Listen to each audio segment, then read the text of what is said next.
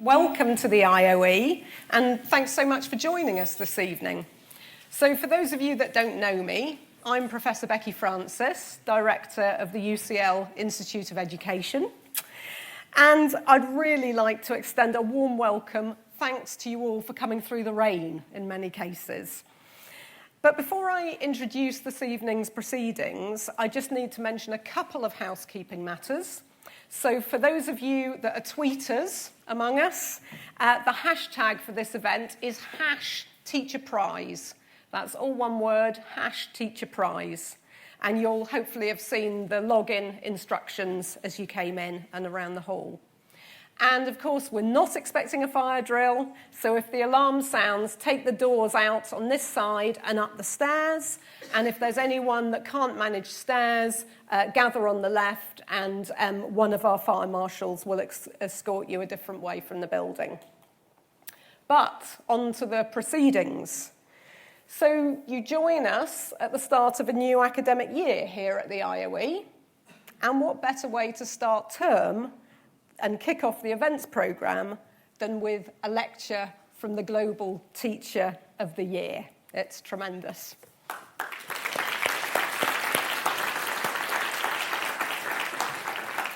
And this is the third lecture that we've hosted, the third time that we've hosted the Varkey Foundation's Global Teacher Prize Lecture, something that we're really delighted to do. The prize itself provides a really welcome recognition and celebration of the vitally important profession that teaching is, in imparting knowledge and understanding, in inspiring people to achieve great things, both for themselves and for others, and in supporting whole communities to thrive.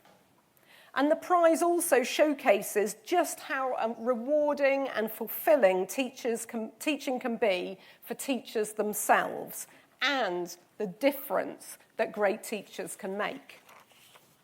Now, at the IOE, we want to help share those sentiments as much as we can, as well as help engender the conditions for inspiring and fulfilling teaching. We, as many of you know, are the largest single providers of initial teacher education across the country, unique among the Russell Group in quality at scale. And we support the profession with continuing development and learning throughout their careers, and not just here, but across the world. So this evening, we'll be hearing about the work of Pota Tabichi, teacher and Franciscan Brother in remote rural Kenya.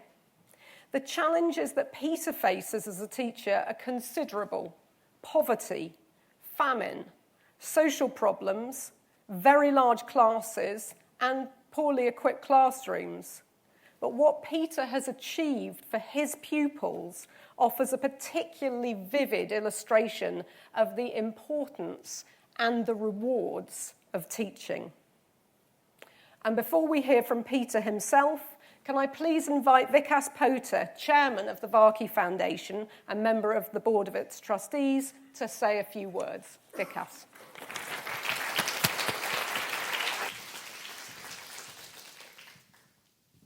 Friends, allow me to start off by thanking the Institute of Education for hosting this lecture, third year in a row, and also Becky for her friendship. The IOE is a leader in the world, and we're honored to always be invited to present our Global Teacher Prize winner at this event. Peter and I have just returned from a tour of the US, where he spoke at the UN General Assembly and many events associated with it. There, what we found was something that actually angers me massively. When we think about all the problems in the world, and the UN meets to take a stock on the Sustainable Development Goals that were set in 2015. These are targets that the world has agreed to meet in 2030, and to align all of our resources, whether you're talking about climate change, whether you're talking about war and peace, whether you're talking about justice, whether you're talking about gender equality. The reality is that education forms the bedrock to achieve all of those. We have a fundamental belief in that. So when it comes to that, when you look at SDG 4, which is to do with education, I want to ask you a question. So by 2030, to achieve that goal, there's one very simple metric that we have to achieve, one simple number. And that number is to do with the recruitment of new teachers. Okay? The recruitment of new teachers to deliver that goal. Because in that, there is an understanding that that goal cannot be delivered without great teachers. Now, I want to take a poll. How many teachers do you think we need to recruit between now and 2030 to achieve that goal? So is it between 0 and 1 million? Put your hands up, please. This is for the world. As a little pessimist, huh? Is it between 1 and 5 million?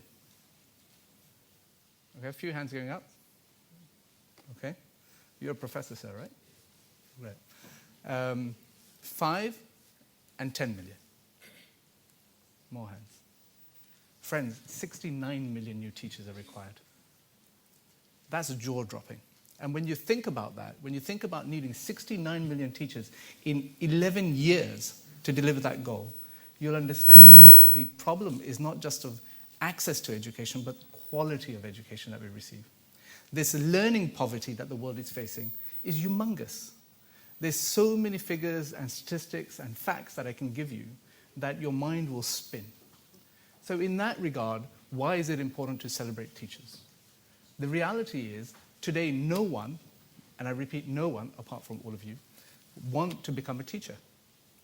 Because that is what the statistics show. So to arrest that decline, we have taken a decision as a foundation to put across to everyone inspiring teachers. Celebrate their status. Because yes, of course we can pay them. Of course we can reduce their workload. But actually what we can do quite simply is to value them more. What we can do is we can pat them on the back, we can congratulate them, we can thank every teacher that we come across. And that motivation, we believe, will increase the status of the teaching profession.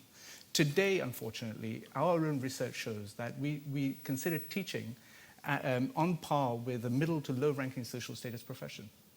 If we all accept that education is the bedrock to achieving all prosperity, then why is it that the main actor in the education workforce is actually enjoys a very low status? That is not acceptable. And that is why we turn our focus to the Global Teacher Prize. And through that, we showcase the likes of Brother Peter Tabichi, who won the prize this year. Peter is a maths and science teacher from a rural community in Kenya. Despite all the issues that he faces, the challenges that he faces that you hear him speak about, he goes and achieves outsized results. I want to know why. I want you to know why. And of course, we assume that he's an incredible teacher. But the spirit that he used, the spirit that overcomes him, actually results in him dedicating his entire resources towards the community. Friends, this is a teacher who gives away 80% of his salary to the community. I repeat, 80% of his salary goes to the community. So, like I said, apart from being an excellent teacher, apart from being an incredibly community-spirited leader, in him we have a role model for the world. Ladies and gentlemen, please welcome Brother Peter Tabichi. Thank you. Thank you so much. It's a great honor to be here. All the way from a remote village where I was born to such a wonderful place, speaking to people. It's something I never imagined that will happen one time. So I say this is a privilege. I want to thank God for such a privilege. I want to thank everyone who is here and to listen to my story. Also get time also to learn from you. I want to thank Becky Francis and the Institute of Education for giving me this chance to share my story. And most importantly, I want to thank my students. It's because of their achievement, what they have achieved, that's why I'm here. Being a teacher, you see, my clients, the most important people are the children. And they have dreams.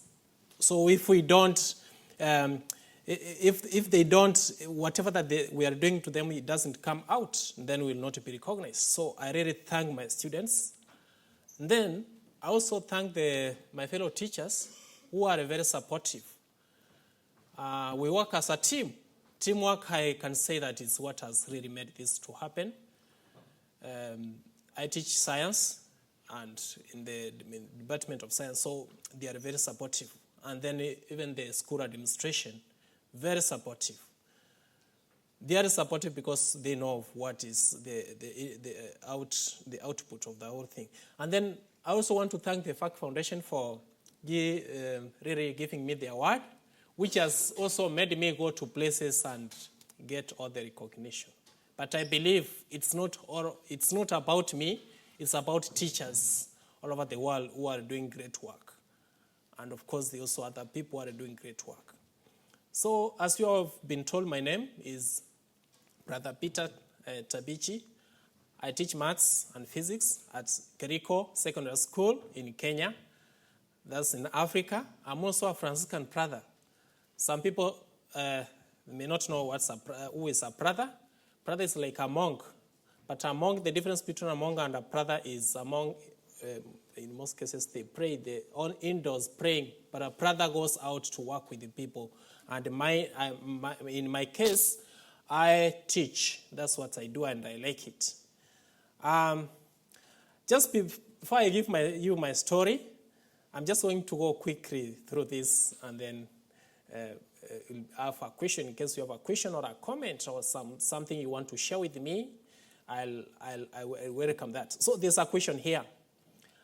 You'll answer it as we continue. So I want you to ask yourself, what is the purpose of education? What is the purpose of education? And I'm going to ask that question at the end. I'll not expect an answer, but just ask yourself that question. What's the purpose of education? So I was raised up in a rural and remote village, as I've said, in Kenya. I never even knew that I'll even get a chance to go to a secondary school because of the challenges. Even walking to school barefooted, no facilities in the elementary school, primary school. And then I can say that even at home, there are also challenges. Okay, I never knew that I'll get a chance even to go to the high school, but it happened. And I can say that happened because of the support of the family. Like, I come from the family of teachers. My own father was a primary school teacher. He's now retired. And it inspired me so much. Even the other members were also very supportive. And I liked his way of teaching. When he is teaching, he doesn't just teach academic knowledge. He teaches kind of skills to make one really become someone who is productive and all of that. And I liked his style, not much kind of academic oriented. And then I saw from them, the members and including my father, their dedication, which they bring, the teachers bring, dedication that men teachers bring to the community. So I saw dedication, generosity, and passion in doing whatever that you do. Passion in what you are doing, generosity and dedication. There are also other things, but that's what I can just share with you now. And then as a teacher, as you may know, as a teacher and a Franciscan Brother, I give 80% of my income to the needy. And I feel so happy and energized by helping you. It gives me a lot of joy. So where I teach, the school is a sub-county public, like a state school, secondary school in Kenya. The enrollment at the moment is now 500 and it's still increasing. A few years ago it was 200. Well, at the moment there are more girls than boys, but just a few years ago we had few girls. And maybe later on we are going to see the reason. And then it is located in a semi-arid area that experiences drought and famine every 3 to 5 years. And I can say that students come from diverse cultural backgrounds and religious backgrounds. Like in Kenya, we have over 42 tribes. And where I come from, there are also more than 7 tribes. So in that community, that village, it's called Pwani Village. And at times it's so quite tricky, At times we have to be very careful on how to handle that kind of a situation. But it should be an opportunity, not a challenge. So there are challenges, there are a number of challenges. Just before I say what I do, I have to really give you a picture for you to know what is happening there. And then I'll tell you what I've done, my personal contribution, because I know everyone has a role to play. So about 85% of the students are low achievers. They join the school with the low entry marks. It's not the intention, the objective of the school that they should all allow that to happen. It's because those who score high marks, they want to go to the top schools. They want to go join national schools. Those good schools.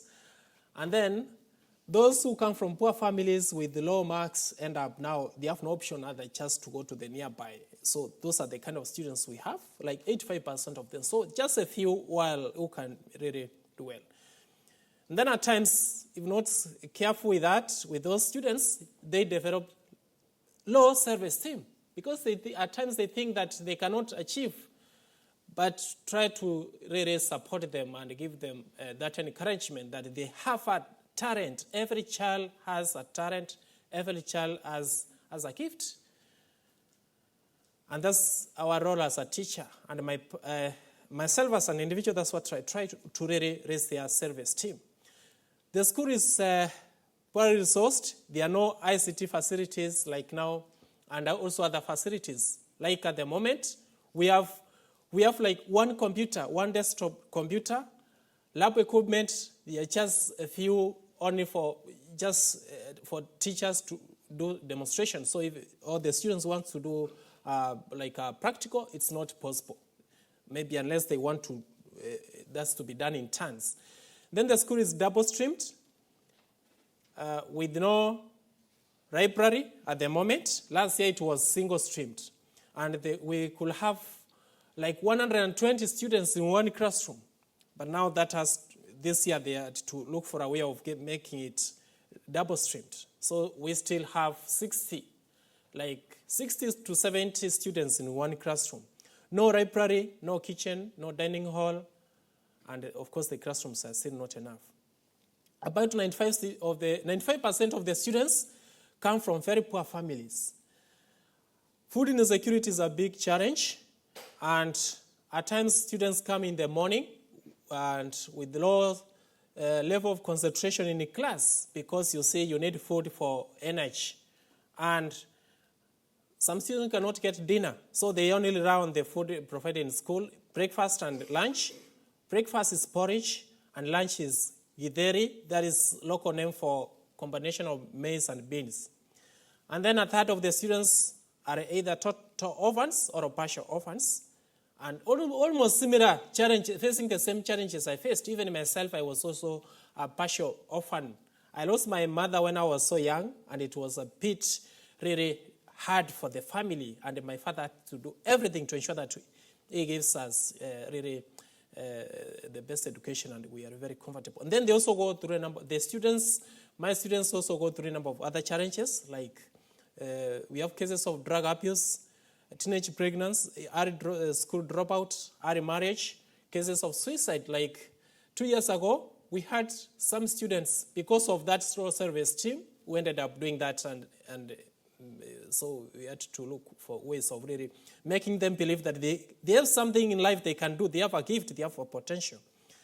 Students walk for long distances. The same thing which was happening to me.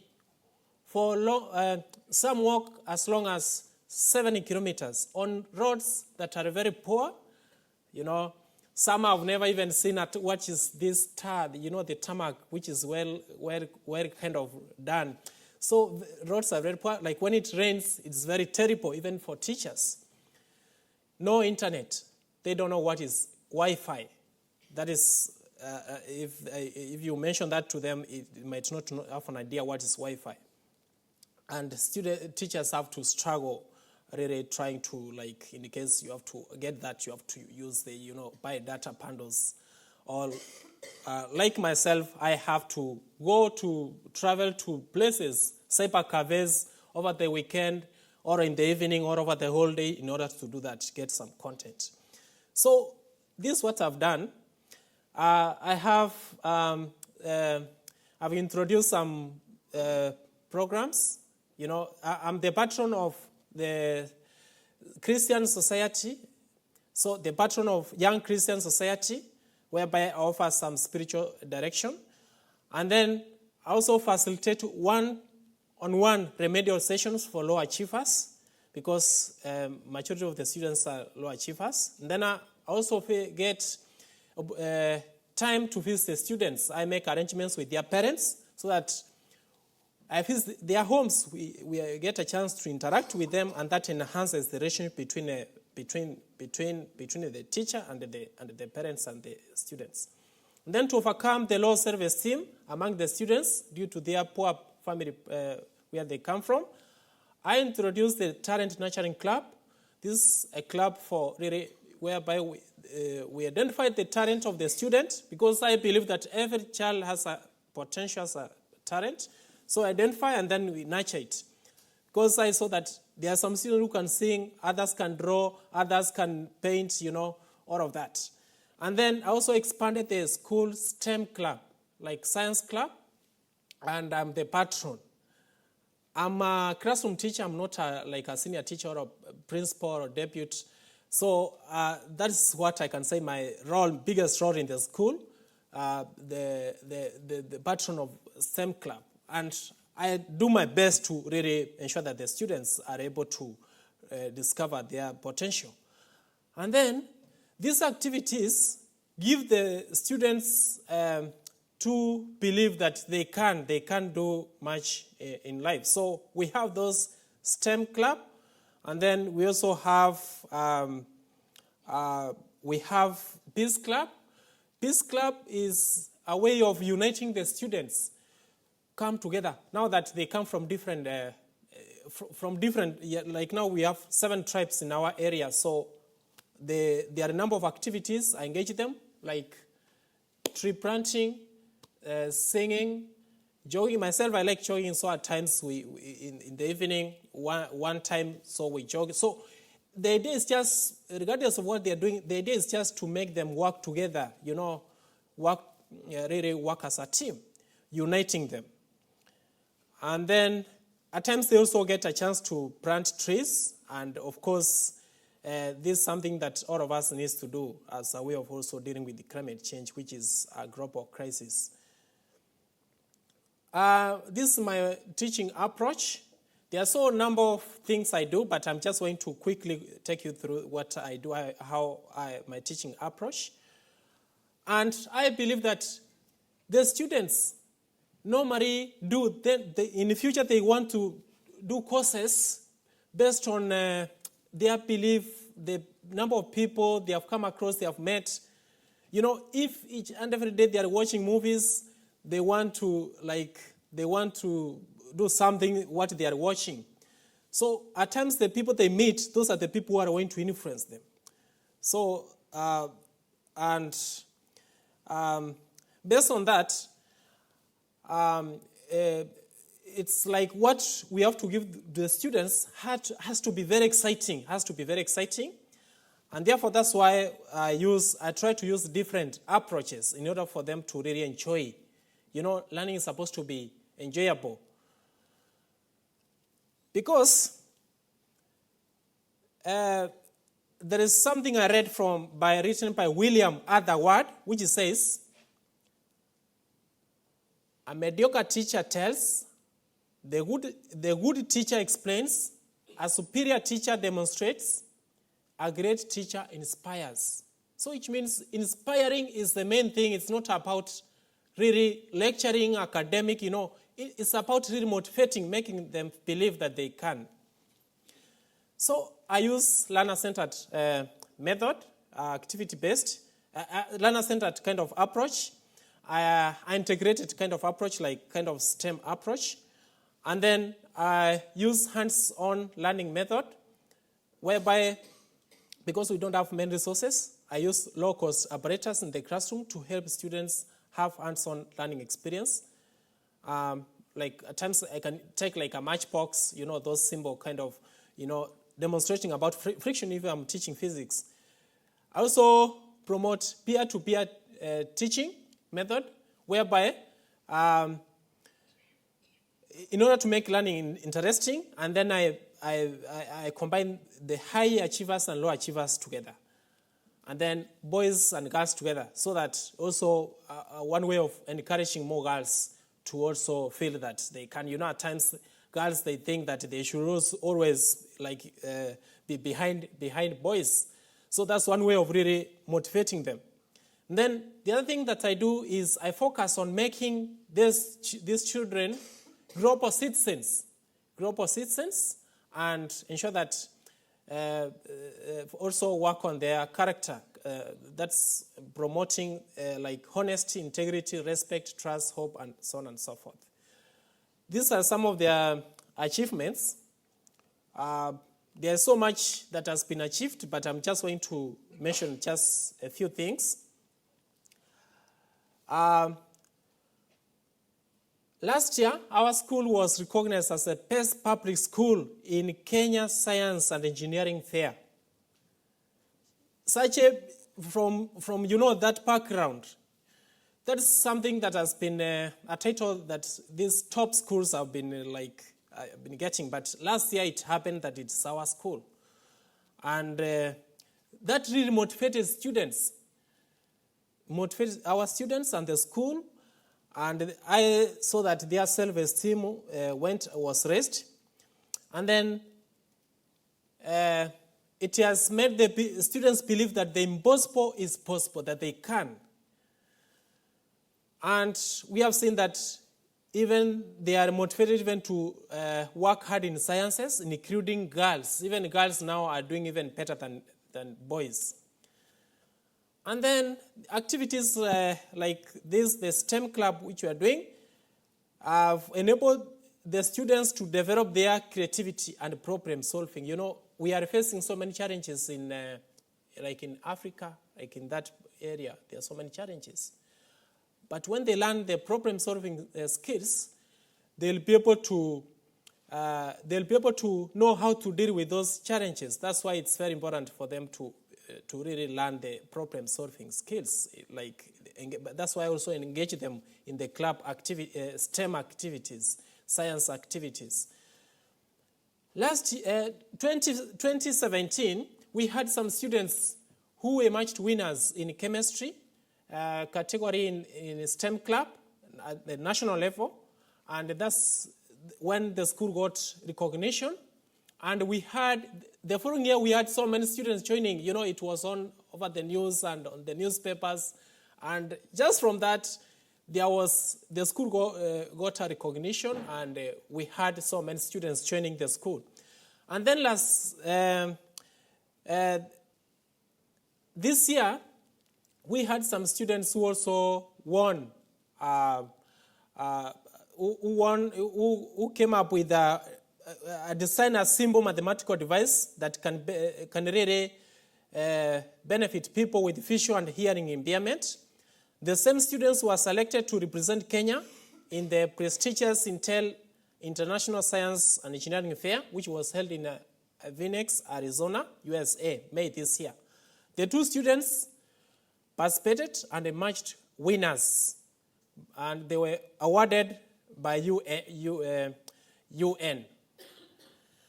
And that also was a kind of, it gave, I can say, our school good reputation.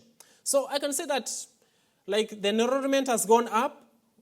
At the moment, it's 500. 2016, it was 200.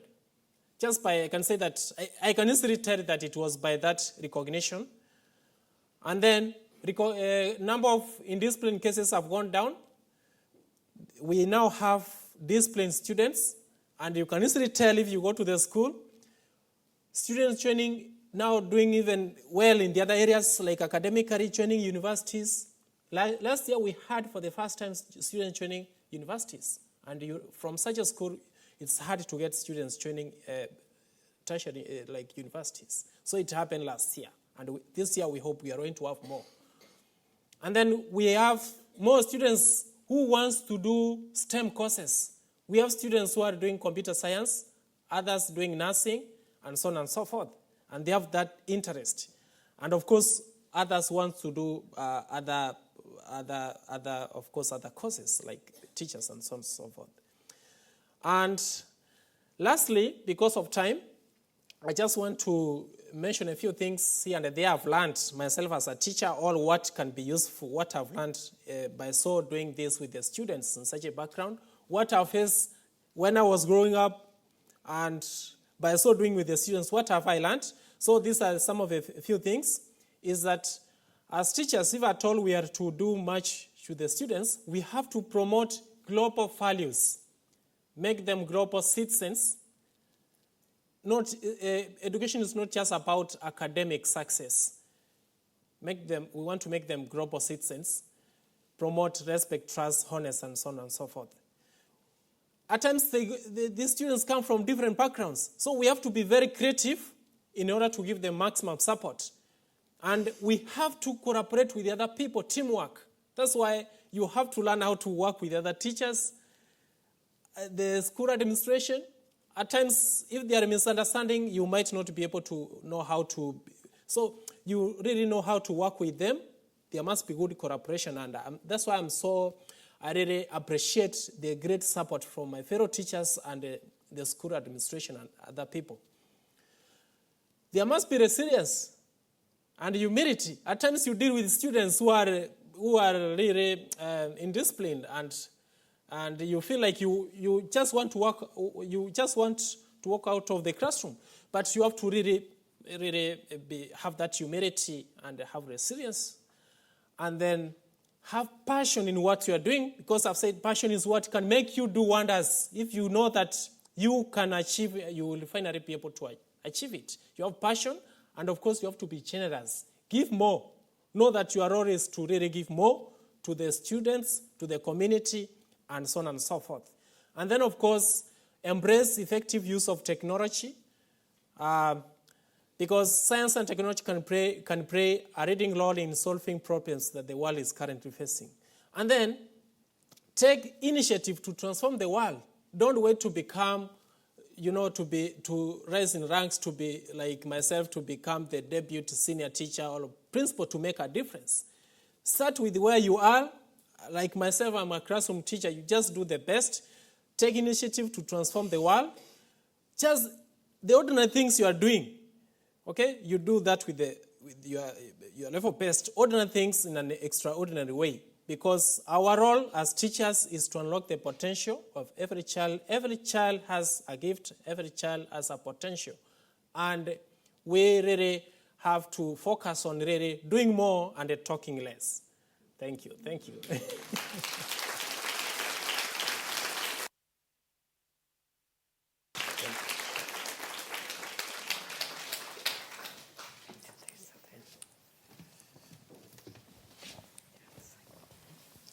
Peter, that was really inspiring. Thank you so much. It's been a privilege to listen to you. We're going to have, first of all, a short response, I think, from Vikas. Do you have a few remarks, Vikas? Where do I start? The thing that gets me every time about when Peter speaks, wherever he is what he ended with, which is every child has a gift. Every child has potential. And that actually, is lovely to hear, actually. And when I speak to other teachers, it's also one of those common things that comes out. But to hear, the winner of our Global Teacher Prize also affirm a belief in that, I think is really special. Thank you. So we're going to take some questions from the audience. I think both Peter and Vikas will be trying to answer, and I'll try to also keep the conversation going. I may be tempted to start throwing in some of my questions, but I'll try to keep that to a minimum. So perhaps we can have a show of hands, and I'll try to take a couple of questions at a time. So I've got a lady here in the second row and a hand right at the back.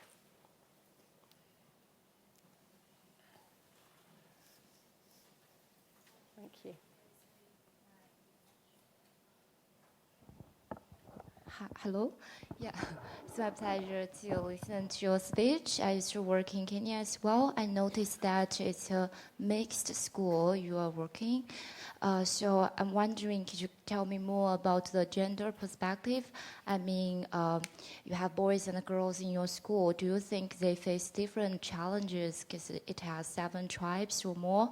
So some tribes may have like certain social norms or cultural practice that may bring obstacles for them to come to school. So what are they and how do you deal with that? Thanks. Thanks so much. And there was a question at the back.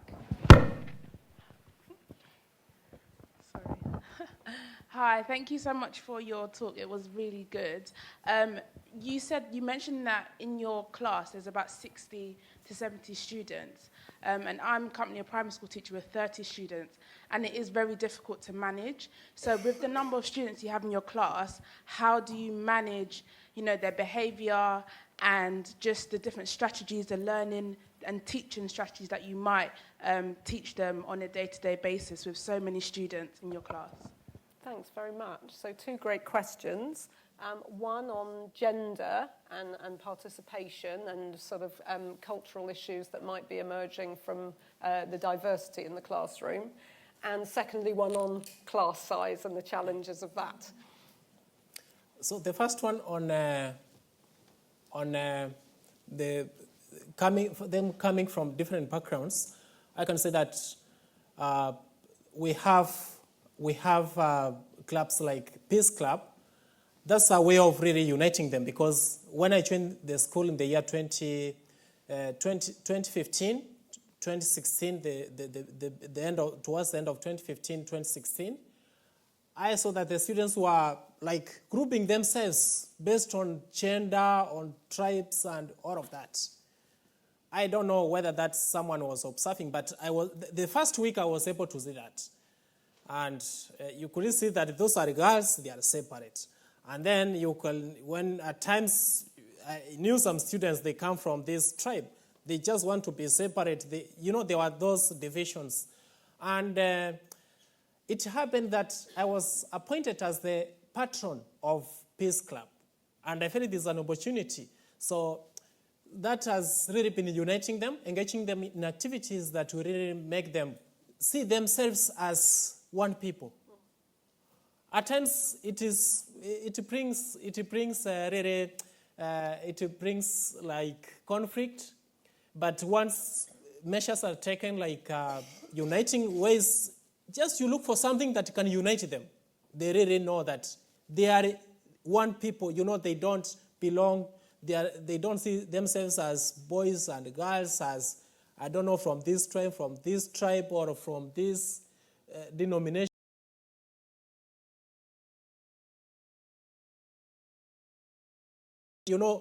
They see themselves as a human being. And then girls have also tried to promote science, STEM. In most of the things I do, really try to be aware of that gender sensitivity. Both them, engage them in activities, engage them in activities for them to participate. That's why you see, like when I was appointed as the patron of Science Club, majority of the students who are doing so well, like the ones who went to participate at the International Science Fair, were girls. Even the year 2017 students who were awarded by the Royal Society of Chemistry, also girls. Boys were there, but I can say that this is what happens. When you really give girls opportunities, they stand out, they come to understand themselves. They see that there is something that has been hidden from them. And they are even able to do better than even boys. And that's what has been happening. Yeah, well, that's fantastic to hear. Thank you. And what about the class size question? How do you deal with those large classes? It's quite it's a challenge. That has been happening because we have a teacher shortage. And like last year, we had 7 teachers for 400, 7 teachers, 400 students. So I used to have like 33 lessons per week, okay? So it was a challenge. So that's why I said as a teacher, you have to really be creative and think of the best ways on how to handle those cases. And one of the ways myself I like and what I'm known for maybe in my school, I integrate technology. I like also engaging them in group work. Group work, young people, when they are in groups, they are able to do so well. So I engage them in group work, I integrate technology, and try to use such like methods so that it becomes really interesting. Otherwise, it can be very tricky. You'll have in discipline cases, even, correcting books, it might, all of that might be very hard. But it requires one to be creative. When you go, as you walk home in the evening, at the end of the day, you have to reflect, what am I going to do in order to really give these students the best? That's what I try to do. Fantastic tips. Thank you. Let's have another round of questions. I know we'll be warming. I knew it. So we've got one at the front, a gentleman at the front over here, and then a hand at the back as well. Thank you, Peter. You mentioned that education isn't just about academic knowledge. I would be interested to know what other skills you're encouraging your students to develop. Thank you. Gentleman here.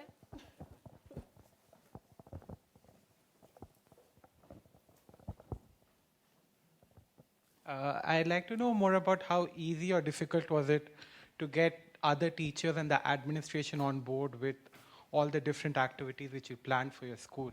Because that's usually, as a teacher, when you have different ideas, you do face a lot of hindrances when you're trying to do something different. So how easy or difficult was that? Thank you. And then there was, thank you. Hi. You spoke a lot about nurturing potential. So I was just wondering, how do you think are the best means to achieve unlocking someone's potential, especially a young person who's got so much ahead of them? It could go in so many directions. Thanks so much. So do you want, shall I give you a refresh? One was about how do you combine academic knowledge and skills development that you mentioned in your teaching. Did you want to start with that? So on that, I believe that education is not just about academic knowledge. It's more of really making the students to be holistic, holistic human being, because at the end of it, they are going to be in the community, and if they don't know how they are going to deal with the members, how they are going to really socialize with the members, it will be a challenge to them. So I believe they should learn these skills, They should learn how to work as a teamwork, learn about, being honest, the soft skills. These are some of the things, if they can't learn when they're growing up, they will never learn them when they are advanced in stage, like when they are working. When they have, it will be so hard for them. So I believe it is an opportunity for them to learn when they are young. And therefore, they become holistic human, kind of. And that's why when I'm teaching, I don't just academic. I also try also to bring in the other aspects. And I'm also the patron of young Christian students, so I also try to also share with them so much about life skills and so on and so forth. Because I believe they should learn how to really, those values. At times we are facing so much, I don't know what's happening in the community, because these young people did not have an opportunity to learn those things when they were growing up. Yeah. Perhaps I can build on that. I'm not forgetting the other questions, but you mentioned the notion of the global citizen. You were very passionate about that, and you mentioned it several times. I mean, obviously, across the world, we have divisions, the rise of nationalist populism, not just in the West, but also we see it in India and in other parts of the world too. What should we as teachers be doing, do you think? Do you think that, education has a role here, or? Yes, I feel that it plays a very important role, because there are so many activities that the students can do, that can bring them together. You know, when they come together, that's already showing them that there's a need for them to work together. And then there's a need to appreciate one another, regardless of where they come from, regardless of how they look like, regardless of whether they are like, I don't know. So that making them work together and appreciate one another, I feel like it's an opportunity. And also, like when the students had the opportunity of coming to US this year in May, they went back and they were sharing with the other students that we met these people and this is what happened. We won the plane here. So all of that was really helping them understand, you know, people from different backgrounds. So I believe that is education is all about, but not just about just teaching them about what are the three laws of the three laws of like Newton's three laws. Yeah. Thank you. And actually, on a similar theme, we had this question about the teaching team and convincing your fellow teachers or bringing them with you in the innovative practices that you're sharing. Has that been a problem for you, your fellow teachers, or are they working with you? Okay. I can say that when I joined the school in the year 2015, I was new. I just came from a private school, and I can say that we were doing so much, and I came with that energy, you know, and they felt that I was new. You know, when you are new, they say that you are doing this because you are new. After a short time, yeah, you'll burn out. you are going to be with, like us. You are going to be with, yeah. So they were not understanding, but now I think I kept that because of, you know, it's about really knowing what you are doing. These people have potential. You know, you have to have the passion. I kept that. And then for years, for second year, it was happening. So, and then when they saw that it was bringing some good results, you know, students were doing so well, you know, even the school principal was also promoting like what some of us were doing. Students were succeeding, you know. Like in the year 2017, we had some students who went all the way to the national from such a school. Then the teachers were now able to really able to support, and they were even able to really, even the school principal was now encouraging the teachers really for us to learn together. And like I was able to, like, I'm good in ICT, teaching them some ICT technology, kind of ICT skills, sort of that. Fantastic. Yeah. Thank you. And then we had a great question over here about unlocking potential. How do you unlock the potential of each child? Yes, I believe that every child has a gift. Every child has a potential. Regardless of where the challenges they are going through, whether they are low achievers, if you are very close, you interact with them, just take your time to interact with them. You realize that there is something unique with them. You'll be able to see that one can draw, so can be able to, you know, drawing, painting, some can sing, you know, but that one you only discover once you have more time. So the best thing is engaging them in activities that will make them really be able to discover their talents. And that's why we have, I really introduced the Talent Nurturing Club to make them really be able to discover their talents. And and so on and so forth. The Talent Nurturing Club has really been assisting the students to discover their talents. And now we have students who can draw. Myself, I also like art. So I kind of like when I see students doing that and are able to really discover students who are able to do that. Yeah. So it's having that diversity of opportunities for them to explore different. That's exactly. Brilliant. Did you want to? Yeah, I'm actually, I've never asked you this question, I don't think, and we've spent a lot of time together.